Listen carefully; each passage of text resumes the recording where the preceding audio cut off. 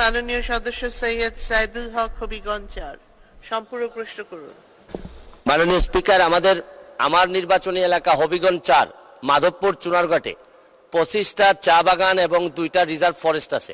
আমার জানা মতে এক উপজেলায় এত সম্পদ পর্যটনের জন্য আর কোথাও আছে কিনা আমার জানা নাই।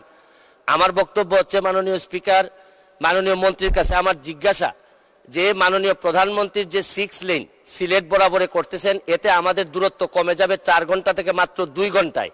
ঢাকা থেকে এর চেয়ে কাছে চা বাগান আর কোথাও পাওয়া যাবে না। তো পর্যটন মন্ত্রণালয়ের এইরকম মাননীয় প্রধানমন্ত্রীর এই স্পিডের সাথে তারা আমাদের এই পর্যটনটাকে সামনের দিকে নিয়ে যাওয়ার জন্য কিছু করবেন কিনা। আমি যাকে হারিয়ে এই মহান সংসদে আসছি, উনিও মাননীয় প্রধানমন্ত্রী আমাদের পর্যটন প্রতিমন্ত্রী ছিলেন, উনার করার সুযোগ ছিল, উনি করেন নাই বলে হয়তো উনি এই সংসদে এইবার আসতে পারেন না। মাননীয় সদস্য, মাননীয় মন্ত্রী। ধন্যবাদ মাননীয় স্পিকার।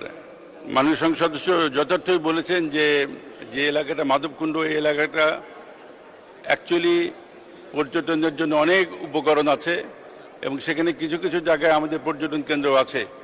যদি মাননীয় সংসদ সদস্য স্পেসিফিক্যালি কোনো জায়গার কথা বলেন এবং আমাদের সঙ্গে দেখা করেন, তাহলে আমরা সেখানে পর্যটন কেন্দ্র করা যায় কিনা সেটা বিবেচনা করা হবে। ধন্যবাদ মাননীয় স্পিকার।